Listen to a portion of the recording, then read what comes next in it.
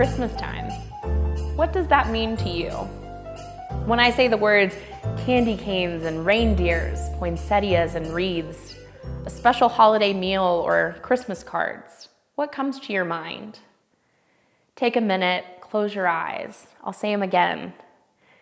Candy canes, reindeer, wreaths, poinsettias, holiday cards, a special meal. All of these things are part of what many of us would identify as Christmas time.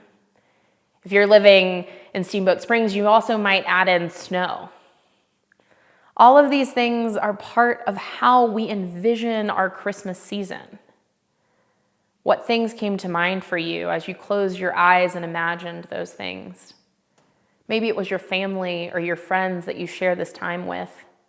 Maybe it was the perfect powder day that you always hope for on Christmas morning. Maybe it was cozying up by a fire and listening to Christmas carols. All of these different traditions have their roots in Christian faith, some of them more obscure than others. But I have one more question for you. What do you think when you think about the word sin? Do you think about Christmas? Maybe you think about Easter or another Christian holiday. Or maybe you don't think about Christ at all. Our story today has to do with sin, but maybe it has to do with something more. In Matthew chapter 1, verse 18 through 25, we're told of a story of a man named Joseph. Joseph is engaged to a woman named Mary, and he finds out that she's carrying a child before they've wed. An angel comes to him in the night and says, "Please don't dismiss her," as he was planning on. "Keep her as your wife-to-be, and she will bear a child.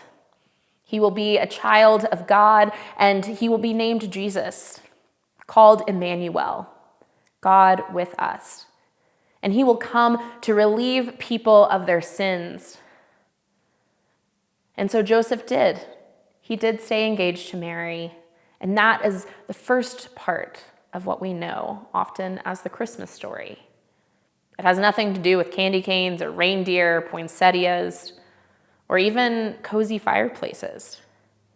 We hear that Jesus was born in a manger where most likely it was cold and he was surrounded by farm animals. But the key points that we often pick up on in that story are points of sin and virginity, points of purity, points of blood. We focus sometimes so tightly on the story of the birth of Christ, who we believe would grow up to die for our sins, that we miss so many other things. And sometimes we hold so tightly to the story that we forget the grace that abounds within it. A lot of times we talk about grace as this magical thing almost that relieves us of our sin, that relieves us of our worry, that alleviates us from the heaviness of our hearts.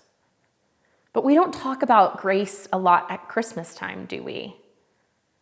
We talk about joy, peace, love, and hope. Those are the 4 words of Christmas and Advent. But what if this season was something more? What if this season when Christ came to earth, what if this season with this baby, we focused on grace? We focused on the grace of the candy cane. Legend has it that in 1670, the candy cane was asked for by a priest who during the creche service or the service of the nativity, he wanted a way to keep the small children quiet. He wanted a silent night. And he asked a local candy maker to make a candy cane. But in order to make this candy treat for them, he had to justify a reason of giving candy to children during church, of course. And so he had it made in this shape, like a shepherd's crook, the shepherds that came to see Jesus. And he had it colored the way it was to remember the purity of Jesus and the sins that Jesus took away. But what if we also viewed this candy cane as a means of sharing God's grace?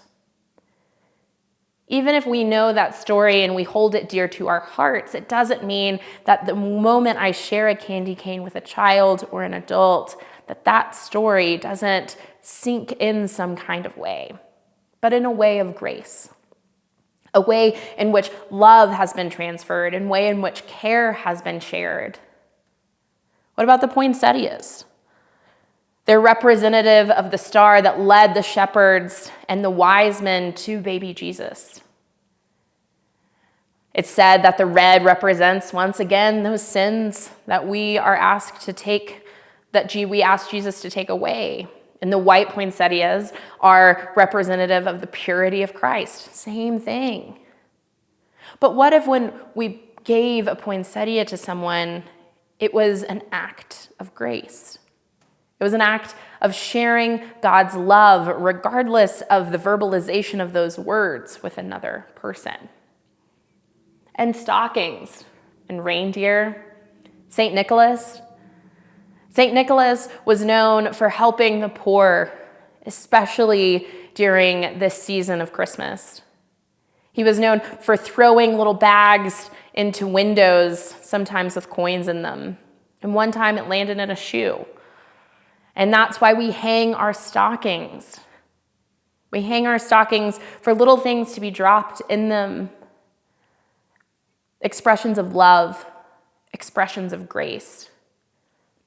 Oftentimes we get too tied up in everyone understanding the reason for the season. For many of us, the reason for this season is Jesus Christ. But the church believes in grace that goes before us, grace that goes before we even know how to say words, right? Are you not going to let your 2-year-old experience Christmas because they can't comprehend the life of Jesus? Why would we limit Christmas to such a story in which we know is true? Christmas is bigger than just understanding the story of Jesus' birth. Although Jesus is called Emmanuel and is God with us, God has been with us always, and God continues to be with us even after Jesus no longer walks the earth. So let's take a hint and make sure that the grace we share during Christmas time isn't limited only to those who are willing to accept a story of sin and virginity and a baby in a manger. Our Christmas story and our Christian story abounds. It abounds to candy canes shared with neighbors. It abounds to beautiful wreaths on doors. It abounds to lights and baubles and poinsettias. It abounds to candles. It abounds to fireplaces, and it abounds past me and past you. This Christmas season, I invite you to open your doors and your minds to what ways you can share God's grace with the world. Don't be so stuck in Christmas having to be explained one certain way or experienced in the way we want it to be. I'm not saying that commercialism is the way to experience the grace of Christmas time, but I am saying it might be a little bit different than what you and I think. Maybe it's digging into the Christmas story more, exploring that. Maybe it's sharing joy. Maybe it's just sharing a moment with a loved one or a stranger. A quick exchange. When you exchange a candy cane, I would hope that you know that you exchange the grace of God. Not only by giving, but also by receiving. And in God's grace, we know that no matter how you celebrate this season, how you celebrate Christmas, you're experiencing love. You're experiencing a grace in which we cannot understand. You're experiencing God's peace. God's with us in this world. So no matter how you celebrate Christmas, know that God goes along with you. No matter how those around you celebrate Christmas, know that God walks with them as well. And see that the beauty of this season is we don't have to all understand it the same way. But that grace, generosity, kindness, hopefully overshadow all of the differences we have and allow us to really and truly experience what it means for God to be with us now and always.